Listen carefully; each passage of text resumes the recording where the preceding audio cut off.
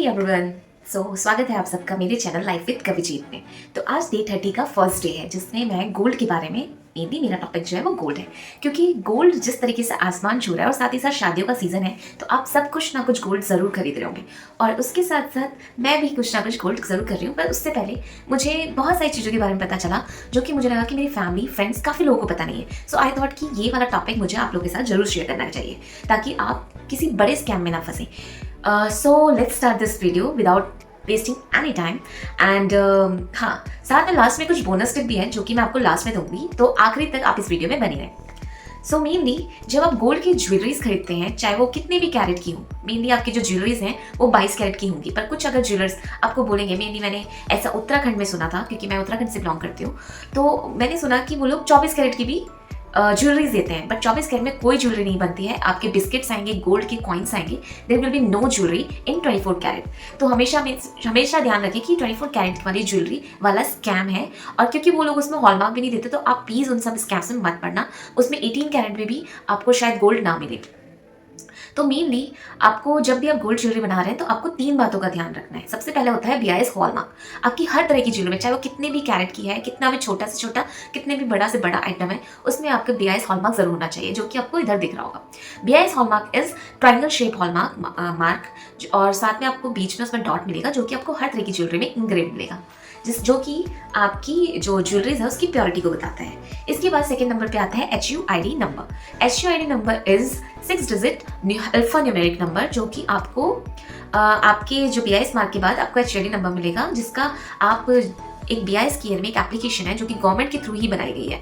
तो उस पर आप जब इस HUID नंबर को वेरीफाई करेंगे तो उसमें आपको किस जगह से आपका गोल्ड बना है, कहाँ से उसका रजिस्ट्रेशन हुआ है, कहाँ से उसकी प्योरिटी को चेक किया गया है, कितने टाइम में कौन सी डेट को उसको हॉलमार्क दिया गया, और साथ में कितने कैरेट का है, इस तरह की इन्फो आपको BIS केयर पे HUID नंबर डालने को मिलेगी। तो it is the most important number. तो ये सेकंड पॉइंट भी आपका हर तरह की ज्वेलरी में पाया जाएगा। थर्ड जो लास्ट है सबसे, वो है 22 कैरेट। जैसे मान लीजिए आपने 22 कैरेट की ज्वेलरी खरीदी है तो उसमें 916 इंग्रेव्ड होगा। इट मीन्स 91.6 आपका गोल्ड है, बाकी आपका अलॉय, सिल्वर, कॉपर, इस तरह की चीजें होंगी। इसी तरीके से आपकी 18 कैरेट में भी होती है, 9 कैरेट में भी होती है, जो कि मैं आपको यहाँ पर टेबल पे शो कर दूंगी।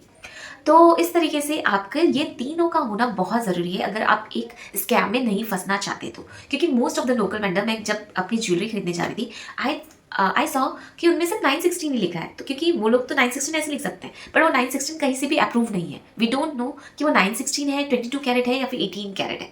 इसलिए इन तीनों का एक साथ होना आपकी गोल्ड ज्वेलरी को प्योर बनाता है। तो ये रही आपकी 3 जो इंपॉर्टेंट पॉइंट। होपफुली आपने इस चीज़ को नोटिस कर लिया, और आप अगर आप कोई भी गोल्ड की ज्वेलरी की शॉपिंग करते हैं तो आप इन तीनों को ज़रूर देखेंगे। साथ ही साथ जो मैं बोनस टिप्स आपको बताने वाली थी, तो वो इस तरीके से है कि क्योंकि जब मैं वेंडर्स के पास जा रही थी, जो ज्वेलर्स होते हैं, मैं हर तरीके के लोकल वेंडर और रिपीटेटिव वेंडर जैसे जॉय अलुकास, रिलायंस, इन सब के पास गई, तो they are so many schemes जो कि इस तरीके से है कि मान लीजिए आप हर मंथ कुछ अमाउंट, फिक्स अमाउंट से पैसा करते हैं जमा। It's just like an SIP, but यह है कि उसमें आपका जो गोल्ड है वो, मान लीजिए आपने 1 लाख का आपने पैसे जमा किए, तो 1 लाख में आपका 8 ग्राम 9 ग्राम आज के रेट के हिसाब से बुक हो गया। अब नेक्स्ट टाइम अगर गोल्ड का रेट कम होता है तो वो उसी हिसाब से आपके ग्राम्स बुक हो जाएंगे, अगर ज़्यादा होता है तो कम हो जाएंगे। तो इस तरीके से आप 10 मंथ तक अपने कुछ जो ग्राम्स हैं वो लॉक करते रहेंगे। पैसे जितना भी आपको, मिनिमम 10,000 से आप मैक्सिमम कहीं तक भी जा सकते हैं। तो आपने अपनी गोल्ड को रिजर्व कर दिया है। नाउ आफ्टर 10 मंथ्स आप उनकी ज्वेलरी बनाएंगे जिसमें आपका मेकिंग चार्ज रिड्यूस हो जाता है। कुछ जगह पे मेकिंग चार्ज एकदम 0 कर देते हैं, कुछ जगह पे रिड्यूस हो जाता है। वो आपको फिगर आउट करना पड़ेगा, जहाँ पे आपको बेटर स्कीम्स मिल रही हो, बेटर डील्स मिल रही हो, वो आपको थोड़ा अवेयर होके, थोड़ा इधर उधर देख के पता चलेगा।